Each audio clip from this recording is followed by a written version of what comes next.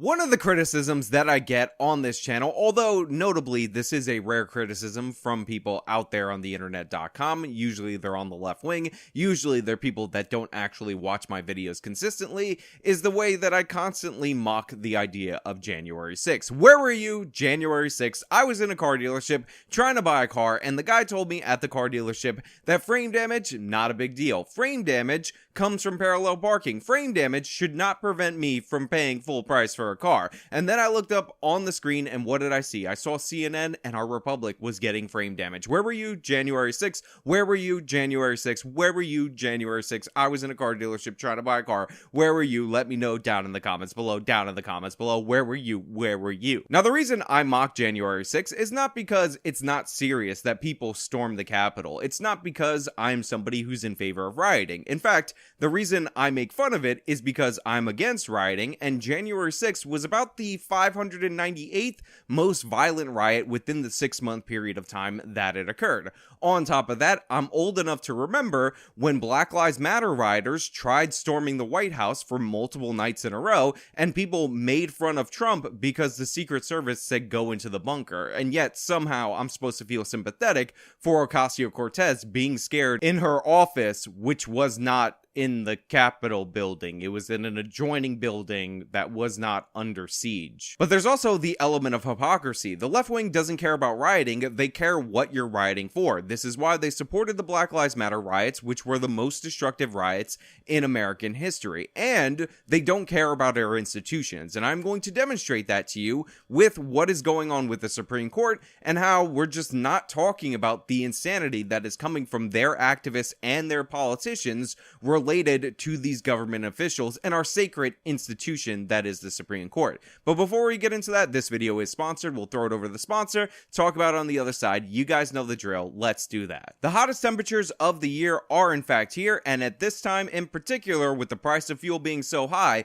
it's important to be more cautious of your energy uses, which is one of the reasons why I'm happy to report that I'm working with Easy Summer Cool to help you with your cooling needs. This little mini air conditioner is absolutely perfect for me. I put it right by my bed at night, run it, and it blows cool air at me all night long. You just put a little bit of water on the top and it shoots out the cooled, chilled air at you. Now, I'm told by people out there in my audience that this works best in low humidity environments, so definitely keep that in mind when you're going over to easysummercool.com, where you could find a 50% discount for members of my audience. That's easysummercool.com. Cool yourself without breaking the bank. Now, because last week the Supreme Court dropped a number of decisions, including a crucial decision overturning Roe versus Wade and a crucial Second Amendment case, the left wing has started lighting their hair on fire. They started attacking the court and attacking it based on it somehow being illegitimate because it doesn't represent the will of the people, which, by the way, is ridiculous. It is the Supreme Court. It is meant to interpret the Constitution.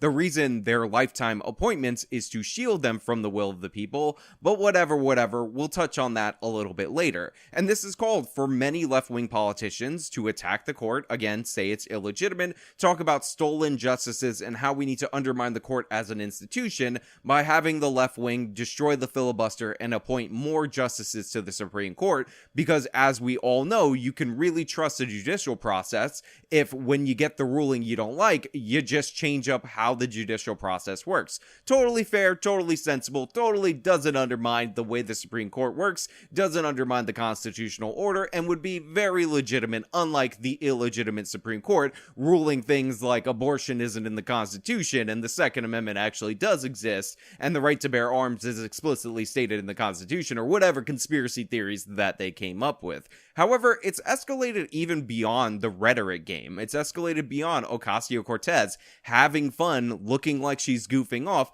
talking about how the court is illegitimate in the streets of Washington, D.C. Illegitimate! Illegitimate! Illegitimate! Into the streets! Into the streets! Into the streets! Into the streets! Into the streets! Into the streets!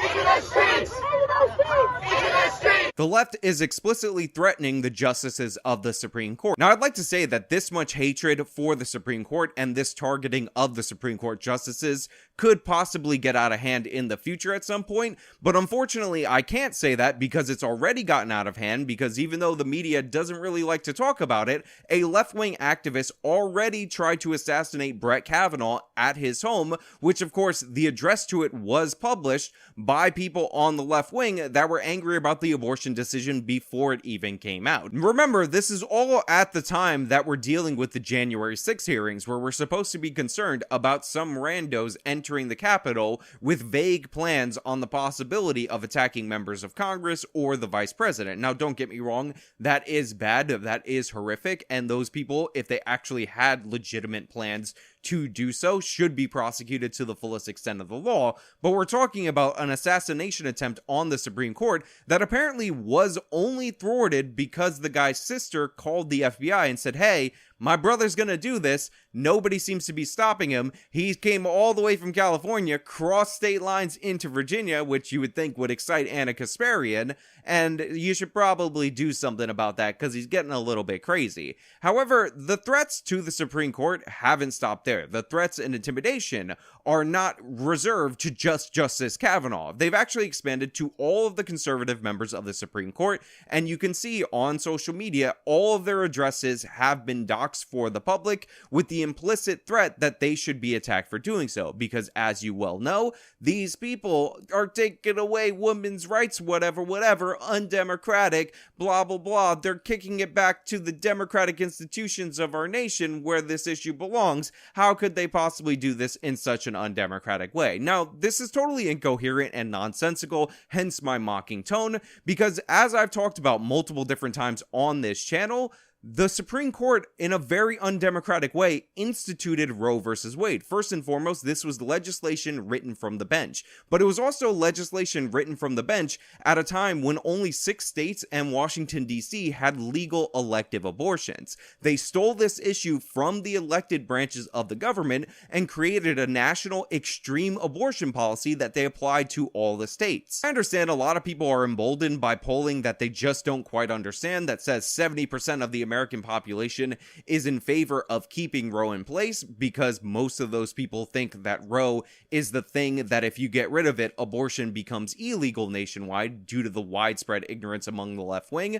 But in reality, back in the day in 1973, if we're going to talk about democratic norms, this was not the majority position. This was not reflected in the legislature. This was only in a few niche, very left-wing areas, and that's where abortion lied in the United States of America. And it was only recently not criminalized in those states, most of them. So this was a relatively new phenomenon. It had no backing from the general public, and yet the Supreme Court did it. But I'm supposed to take it seriously when the Supreme Court actually stole the issue from the majority of people who disagreed with it, versus the Supreme Court giving the issue back to the majority of people who supposedly agree with abortion. I'm supposed to take European leaders seriously when they condemn the United States, when a cursory look at America's abortion laws under Roe compared to Europe, and even America's abortion laws post the repeal or the overturning of Roe, and Europe actually is more conservative in the majority of the countries versus the majority of states in the United States,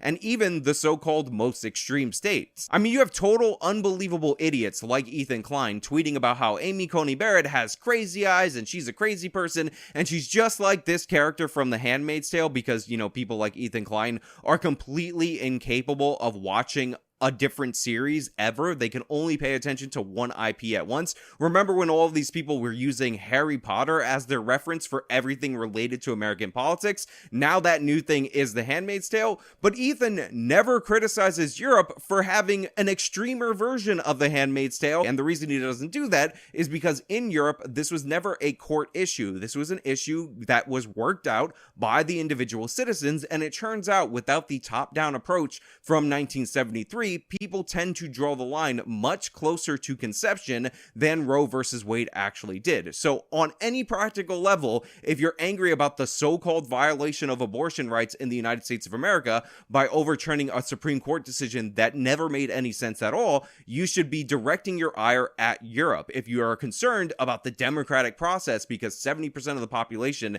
said that the Supreme Court should keep Roe, even though the Supreme Court is not supposed to respond to the democratic portions of the population, they're actually explicitly not supposed to do that, then you should be concerned about the Supreme Court instituting Roe when far less people supported abortion, especially up to the extreme threshold that they set. But of course, that would be consistent. Of course, that would be lacking in hypocrisy. And it's far more fun to dox the Supreme Court justices, threaten their lives, have weak people like Carlos Maza talk about throwing Molotov cocktails at them, because that's all fun and good. And honestly, I truly believe that had the assassination plot against Kavanaugh actually worked, the majority of these left-wing people would say, not enough justices were killed. They would say one more to go in order to get a majority. They would be begging Joe Biden to replace Kavanaugh because, it's all fair and good. You appointed somebody through the process. You blocked Obama's Supreme Court nominee. We're calling that stealing a nominee. So if our activists try to target and maybe even kill a Supreme Court nominee,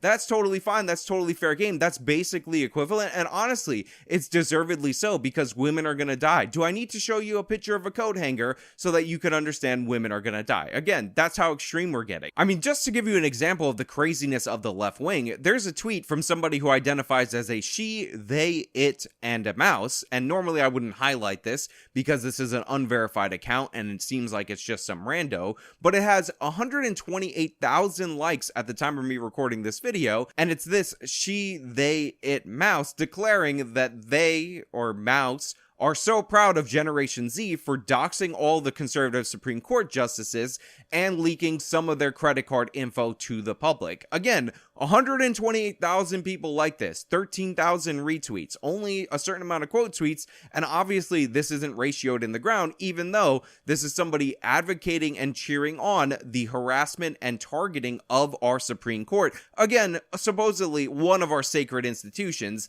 that the left wing cares about so much. But even 128,000 people cheering on the doxing, harassment, and potential violence against the Supreme Court isn't the craziest thing that we're going to talk about. Things actually get even more insane, and we're going to discuss that. However, I do want to talk first about how this actually got overturned. The Republicans worked the process, conservatives, social conservatives, pro-life people, for 49 years. For 49 years, they would elect candidates that promised to be pro-life. They would say those candidates needed to appoint pro-life Supreme Court justices. They did everything humanly possible to work within the process, and only a few days post the overturning of 50 years of work that led into it, the Democrats are already in burn it down mode. The Democrats are already talking about cheating, packing the court, and saying that the process is rigged, when all the Republican Party did and all the social conservatives did, all the pro-life people did, was work within the system, within our institutions, to get the results that they wanted. On an issue, by the way,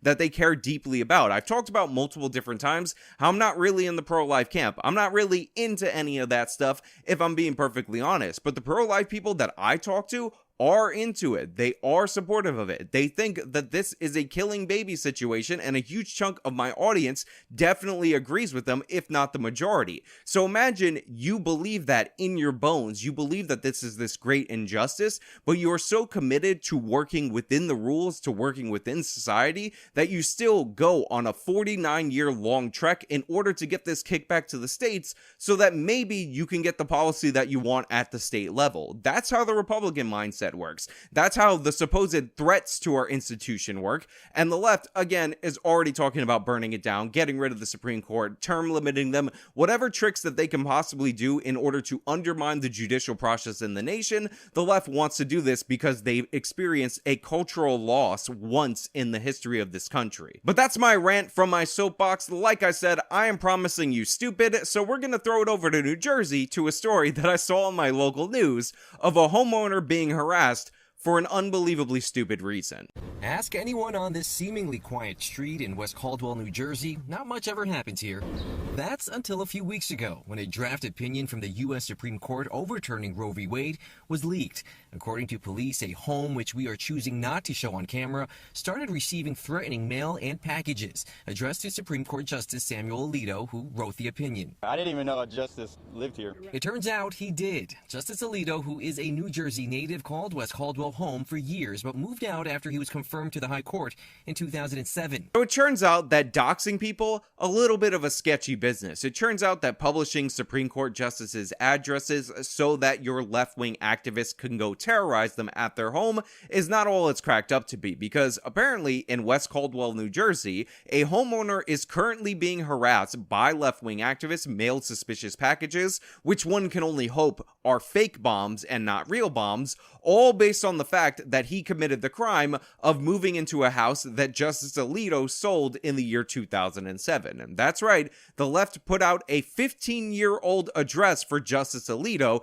and they're still attacking him, even though it doesn't really make any sense for him to live there, considering the Supreme Court is in DC, so you would think that they would live around the DC area. And I love the way that the reporters for this news are casually describing the police statements. They have to have a 24-hour officer there, or a patrol there, in order to watch this house due to the threats, due to people showing up, due to the terrorism that these homeowners are living under, and they're asking people to calmly stop sending suspicious packages and bombs to the residents, please. Cops say Alito's old address was published on TikTok by pro-abortion advocates, which has been widely shared, more so since the final ruling Friday. The current homeowner is now receiving numerous pieces of hate mail and even one suspicious package that a neighbor tells us recently sparked an evacuation on the block. That concern now resulting in a patrol car to stand guard outside the home 24 hours a day. West Caldwell police even issued a statement on the situation, urging activists to stop sending mail to the home. How about we're going to launch an investigation, we're going to charge you with domestic terrorism, we're going to charge you with attempting to intimidate a judicial official, attempting to tamper with a legal proceeding, anything that we can think of, because what you're doing is completely and utterly out of bounds, and the fact that you can't even target the correct person makes you even more of a scumbag, because you don't care about who you affect with your terrorism, you just want to inflict harm on other people. Remember, the left wing is the sympathetic side, the left wing is the care about people side, the left wing is the side that, wow, is so caring about our institutions that they're willing to terrorize anybody who's not even affiliated with the Supreme Court justice, but happens to reside in the area that a Supreme Court justice once resided when they weren't a Supreme Court justice. There's also reports of a waiter or waitress photographing the front and back of Clarence Thomas's credit card and putting that out on TikTok, and people claiming that they spent money using Clarence Thomas's credit card. If these reports are to be true, I hear you can get 15 years for spending over $1,000, and if I were a prosecutor in any jurisdiction where somebody did this, I would be pursuing that to the maximum. I would also be charging them with judicial tampering, whatever you can think of, and the waiter is going to have the book thrown at him or her as well, because you definitely deserve it, and we can't have a society where this happens. On top of that, I would release the name of the restaurant. If you're going to have employees that are going to do this, I'm going to make for damn sure that no other place is going to do the same. You can't have this nonsense go on in your nation if you're a serious country. All these lefties want to pretend they're living in an oppressive society. All these lefties want to pretend that the government is going after them. Well, prosecutors should make that belief a reality and go after them justifiably for the crimes that they're committing and for the threat that they pose to our institutions. The idea that we have to wait for a Supreme Court justice to actually be killed or injured for us to take this seriously is absurd. If anybody published the address of Ruth Bader Ginsburg, we would be freaking out about it, especially if it was post a controversial Supreme Court decision. This is crazy, it's insane, we can't let it happen, but hey, those are just my thoughts. Let me know your thoughts down in the comments below. If you like this video, show me by leaving a like, subscribe for more content, follow me on all my social media, support me via the support links in the description box of this video. This has been me talking about the insanity of the left when it comes to the Supreme Court. Till next time.